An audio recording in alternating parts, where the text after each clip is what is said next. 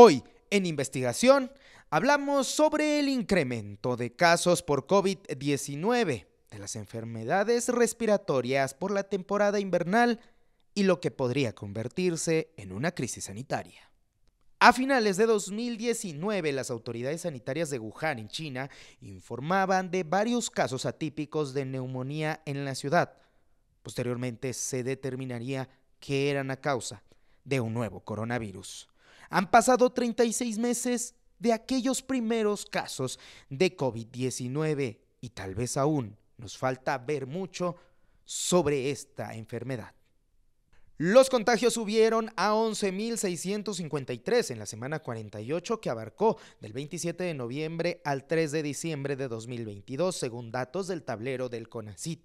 Se espera una temporada de frío con muchos casos de enfermedades respiratorias debido a que se relajaron las medidas de prevención. Tenemos escasez de medicamentos en los centros de salud. Aunado a ello, no hay un refuerzo ambivalente que pueda proteger a la ciudadanía de la evolución del COVID-19.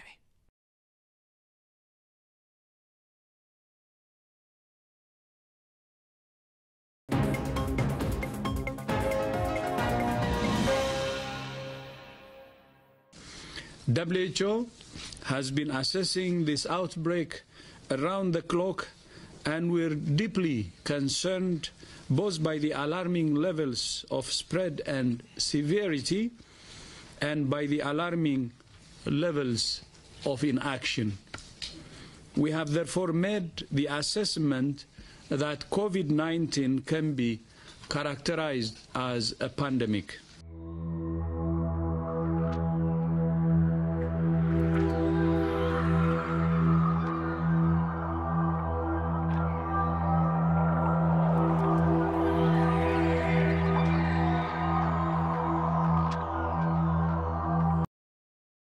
A 3 años del surgimiento del SARS-CoV-2, el virus continúa evolucionando y propagándose entre la población. Si bien la vacuna ha contrarrestado los índices de mortalidad que superan los 6.3 millones de decesos, la pandemia no parece llegar a su fin. Desde el inicio de la contingencia, México fue uno de los países que minimizó esta crisis sanitaria. Incluso la Organización Mundial de la Salud pidió al gobierno federal tomarse con seriedad el tema. Mientras el mundo intentaba mitigar los contagios, el presidente Andrés Manuel López Obrador decía estar protegido con amuletos y daba pronósticos sobre la conclusión de la pandemia, que más que alentadores eran irrisorios. Estas malas predicciones y sobre todo la falta de acciones solo evidenciaron la decadencia en el sistema de salud del país, con la saturación de hospitales y los decesos de pacientes infectados de COVID y del personal médico, que quedó al desamparo de las autoridades. 700,000 mexicanos pagaron con su vida la tardía respuesta. El aliciente que pudo contrarrestar los estragos de la pandemia fueron las vacunas que poco a poco eran administradas a la población. Lamentablemente, el gobierno federal quiso ser el único facultado para distribuir y aplicar la vacuna, limitando el alcance y la cobertura para todos aquellos que quisieran adquirirla. De acuerdo con cifras del gobierno federal, a la fecha más de 99 millones de personas han sido inmunizadas al menos con una dosis. Sin embargo, actualmente en el Plan Nacional de Vacunación no están incluidos los niños menores de 5 años y la aplicación de una cuarta dosis está restringida. El doctor Arturo Erdeli, un referente en temas del COVID-19, ha calificado como ineficiente la estrategia de inmunización en México, aunado al nulo alcance que existe de los antivirales para combatir el COVID-19, como es el caso del Paxlovid. El desarrollo de la vacunación yo consideraría que ha sido ineficiente porque el gobierno adoptó una política pues de control a nivel federal, ¿no? Entonces no permitió ni que los gobiernos estatales ni que entidades privadas pudieran ayudar o apoyar en la vacunación. Asimismo, fijó su postura del por qué no se ha aplicado una cuarta dosis para la población en general, la cual solo es administrada para adultos mayores de riesgo. El gobierno no quiere gastar en vacunas, entonces lo poco que gasta, pues está priorizando y asignándolo a los grupos de mayor riesgo, pero son decisiones de tipo económica y no de salud pública las que está tomando el gobierno federal en torno a la vacunación. Para finales de este 2022, el repunte de casos de COVID-19 comenzó a alarmar nuevamente al mundo. Algunos países comenzaron a implementar medidas para contrarrestar los contagios. Y una vez más, las autoridades federales minimizaron la situación. Vemos que hay mayor número de casos en una semana comparado con la semana inmediata anterior. Pero pueden ver la curva, es un crecimiento por el momento mínimo. Una semana después, el subsecretario de Salud, Hugo López-Gatell, informaba que los casos se habían incrementado a más de 12,000, siendo Quintana Roo, Yucatán y la Ciudad de México las entidades donde se presentaba el mayor número de contagios. En el caso del sureste de México, los contagios que se reportaban incluían una subvariante del Ómicron, denominada Xibalba, la cual, de acuerdo con especialistas, no ha presentado un mayor riesgo ni probabilidad de aumento de mortalidad, pero pudiera significar un riesgo de reinfección muy elevado. Esta variante aparentemente no ha mostrado ser mucho más severa la infección que produce. Sí tiene algunos síntomas, particularmente lo que la identifica o lo que se ha sugerido que es un poco distintivo de otras variantes, es la ronquera y el dolor de garganta. Esto no quiere decir que no haya personas que puedan cursar con la enfermedad severa por alguna particularidad. La situación actualmente a finales de 2022 es que ya mucha gente ya se contagió, entonces los más vulnerables o susceptibles de morirse por COVID ya se murieron y mucha parte de la población pues ya tiene algo de protección, ¿no? Tendrán algún esquema completo, quizás algunos ya con refuerzo. Entonces todo eso hace que ya el COVID pues ya no va a arrojar esas cifras elevadas ni de hospitalización ni de mortalidad. En días más recientes se han confirmado casos en México con la variante XBB o pesadilla de COVID, la cual ya provocó olas de contagios en Estados Unidos, Singapur, India y otros países de Asia.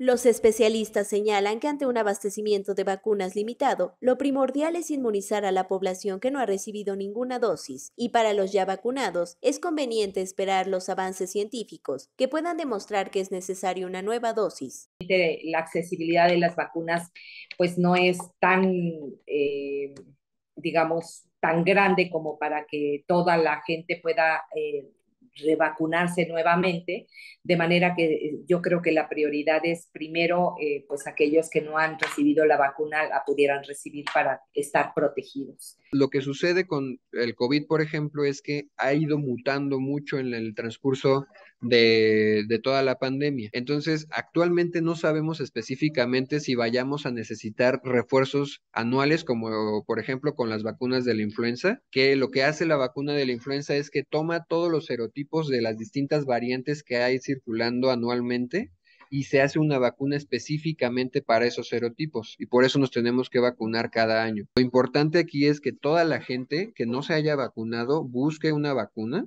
Si no tienen ya el esquema completo con por lo menos 2 dosis en el caso de la vacuna de Pfizer, por ejemplo, o 3 dosis en algunas otras vacunas, la busquen, ¿no? Y que tengan el esquema completo. En relación a los hospitales, refieren que estos tendrían que readaptarse a las medidas de bioseguridad realmente útiles. Porque hay medidas que ya no son necesarias y que ya la evidencia científica nos ha demostrado que no son necesarias, ¿no? Como por ejemplo el uso de trajes Tyvek, ese traje blanco que usábamos antes en los hospitales, la limpieza exhaustiva con aerosoles y otras cosas, los arcos sanitizantes, los tapetes, los filtros sanitarios, son cosas que ya los hospitales hemos aprendido que no funcionan realmente y que podríamos omitir en este caso de un nuevo brote en el país. Ante el repunte de contagios y una posible sexta ola de COVID-19, se considera fundamental el uso de cubrebocas como un deber cívico. En la temporada de frío sí sería bastante útil seguir manteniendo la recomendación de utilizar el cubrebocas, sobre todo en espacios cerrados, y en el contexto de nuestro país en el que la mayor parte de la gente se mueve en transporte público, que convive cercanamente con muchas personas en un espacio cerrado bastante conglomerado. El uso de cubreboca ha permitido no nada más evitar las infecciones con coronavirus, sino con otras infecciones virales como son la infección por influenza o algunos otros virus respiratorios. El usar el cubrebocas debería ser una responsabilidad cívica. de todos los ciudadanos cuando transitamos en lugares públicos. Más que estar esperando a que las autoridades nos restrinjan, creo que aquí es una cosa de conciencias. Pues este gobierno también siempre ha sido muy reacio a recomendar el uso de cubrebocas cuando es una herramienta pues accesible a toda la población. No veo al gobierno federal promoviendo el uso de mascarillas en esta etapa, digamos, ya de descenso de temperatura, pero afortunadamente mucha parte de la población ya tiene conciencia de su utilidad y veo a mucha gente que las está ocupando. Hoy lo que nos queda como ciudadanía es cubrir el esquema completo de vacunación y hacer uso adecuado del cubrebocas. Por su parte, el gobierno debe trabajar en garantizar el alcance de pruebas de diagnóstico COVID-19, así como vacunas que otorguen una inmunización de largo plazo. Aprender de los errores salvaría vidas.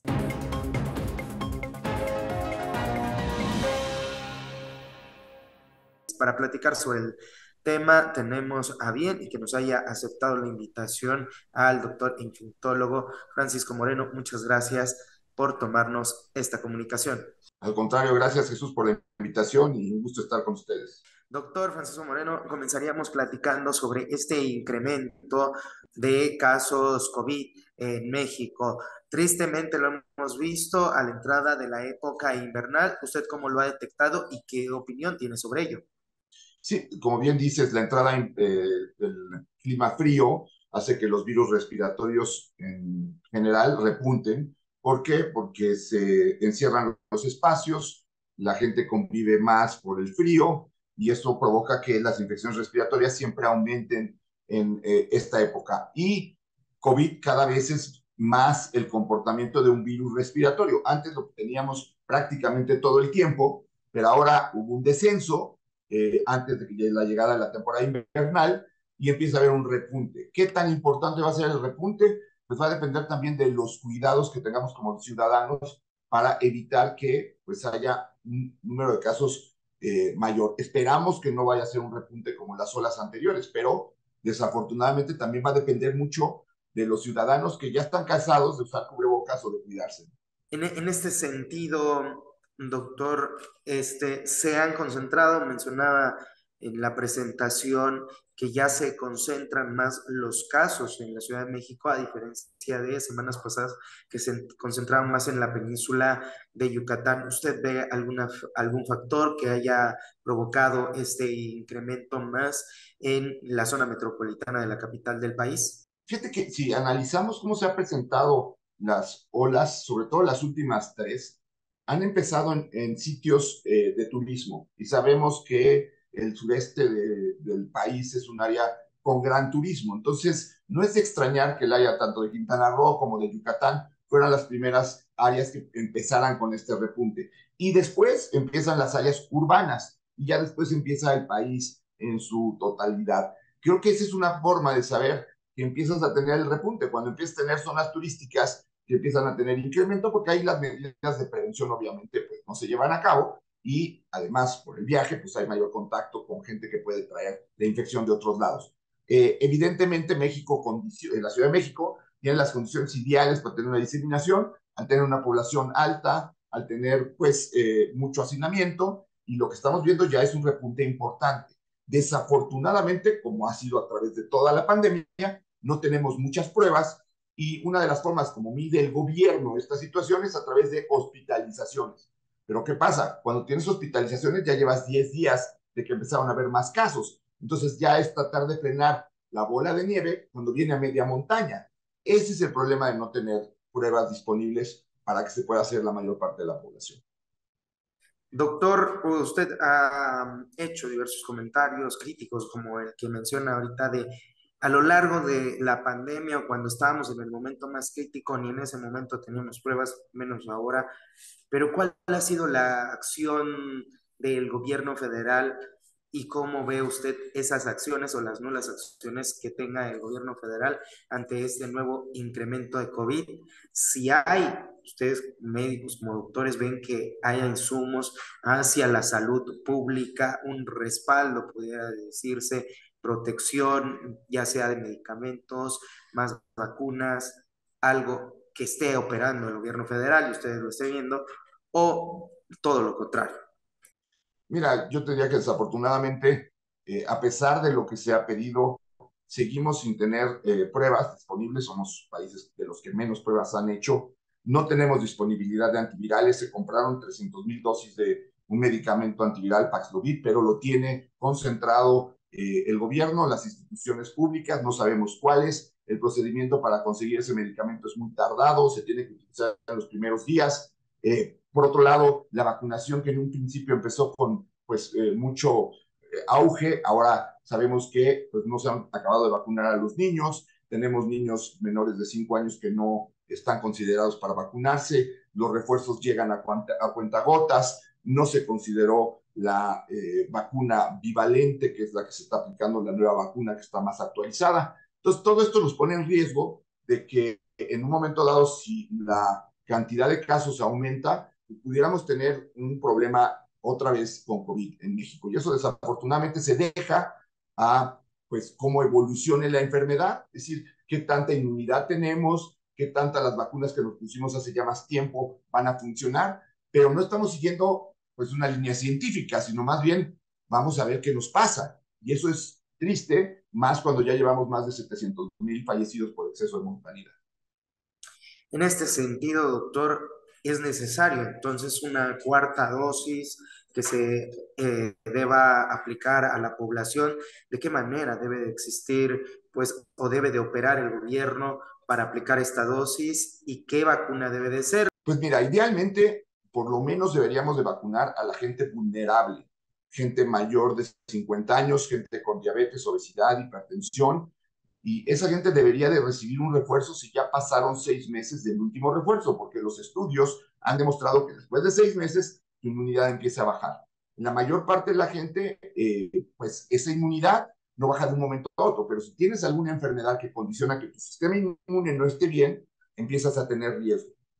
¿Qué haría o qué sugeriría yo? Que las personas vulnerables que tienen esas características recibieran la mejor vacuna que hay. La vacuna que ahorita ha demostrado que tiene mayor efectividad es la vacuna que tiene 2 variantes, por eso se llama bivalente, la variante de Omicron y la variante original. Las demás vacunas pues no están actualizadas. Entonces, estamos cuidando de una enfermedad del virus que apareció hace casi 3 años y que a través de todo este tiempo ha ido cambiando.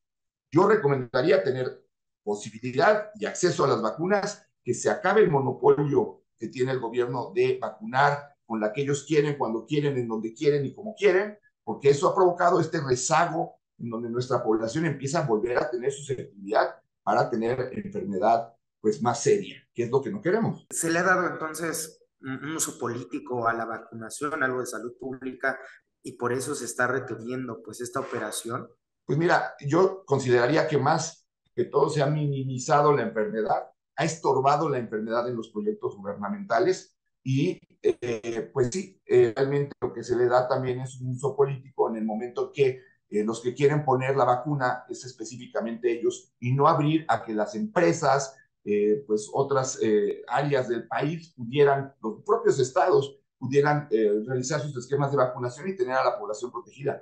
Creo que el uso político y el estorbo que ha sido la pandemia para todos los proyectos gubernamentales han causado esta estrategia o nula estrategia que hemos tenido contra COVID-19. Entonces, estas acciones políticas han estorbado a miles de mexicanos. ¿Qué consecuencias le ha traído para los mexicanos? Pues somos uno de los países peor calificados en cuanto a la estrategia de cómo enfrentar a la pandemia y te diría algunos datos. Tenemos por exceso de mortalidad más de 700,000 fallecidos. Somos el país en donde más trabajadores de la salud han fallecido en el mundo. Somos el tercer país con mayor mortalidad gestacional, es decir, embarazadas que han muerto por COVID. Somos el segundo país con mayor orfandad, es decir, niños que han perdido al padre o la madre por COVID-19. Y bueno, pues todos estos datos hacen pensar que el manejo de la pandemia en México desafortunadamente ha sido muy malo y desafortunadamente también no ha habido una corrección a esas medidas. Es decir, seguimos en la misma tónica en donde no tenemos pruebas, no tenemos medicamentos, no tenemos vacunas actualizadas. Es pues saber lo que está sucediendo y no hacer nada por cambiar. Doctor, en este sentido, Hugo López-Gatell, subsecretario de Salud de nuestro país, ha señalado que no es acelerado o no hay un incremento acelerado y no es mucho. Pese a ello y contrario, las cifras que da hoy la misma Secretaría de Salud y el órgano oficial señalan que hay un incremento de 12.617 casos por COVID.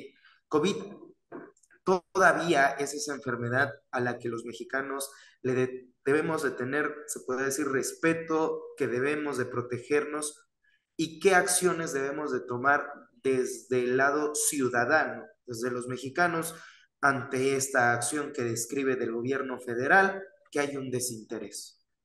Mira, como sociedad yo lo que recomendaría es que te evalúes tú como persona, si eres una persona que tiene condiciones que te vuelven vulnerable para que esta enfermedad sea más fuerte, como lo es edad, como lo es obesidad, diabetes, hipertensión, alguna enfermedad que te condicione que estés tomando medicinas que puedan bajar tu sistema inmune.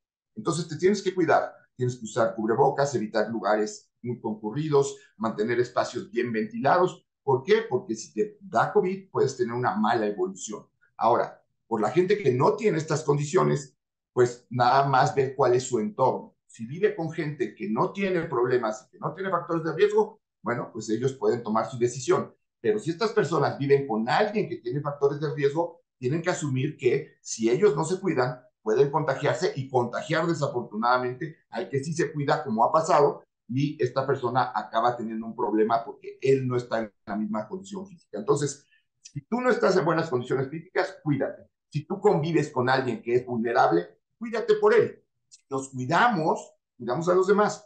Creo que como sociedad lo hemos hecho bien. ¿Por qué? Porque aprendimos a usar el cubrebocas. Estamos cansados, sí, pero es un último esfuerzo para pasar el invierno. Seguramente el número de casos va a disminuir. Es un esfuerzo que vale la pena porque se van a salvar vidas si lo logramos hacer. Para cerrar, doctor, he escuchado algunos, ya sea comentarios en la calle, comentarios incluso en medios de comunicación, que mencionan es que COVID ya es una gripita, COVID ya es una gripita que solo pasa en tiempo de invierno o sigue siendo una enfermedad de la que, pues como usted menciona, hay que cuidarse con esta autoevaluación que ha descrito. Mira, lo que pasa es que el virus sí ha tenido un comportamiento en donde la gravedad de los casos ha ido disminuyendo, pero hay que recordar que una enfermedad depende no solamente de la virulencia del agente infeccioso, en este caso del SARS-CoV-2, sino también del estado en el que se encuentra el que va a padecer la enfermedad, el estado de defensas que tiene el que va a padecer la enfermedad y el entorno. No es lo mismo alguien que tiene acceso a servicios de salud, alguien que tiene que caminar 4 kilómetros para llegar a un centro de salud, porque hay zonas en México que están marginadas y que no tienen un estado de salud adecuado. Entonces, la enfermedad no es que todo sea una gripita. Esa gripita en algunos van a ser una neumonía o en otros no van a tener la posibilidad de atenderse. Por eso hay que cuidarse para que los que van a tener una gripita pues tengan una mini gripita y no anden contagiando a los que pueden tener una neumonía o una enfermedad más seria. No se puede generalizar como una gripa, es una enfermedad menos seria, sí, ya no tenemos la mortalidad que teníamos en un principio, pero va a haber gente que tiene susceptibilidad y hay que cuidarlos, son seres humanos que ya hemos perdido demasiados mexicanos a través de estos 3 años.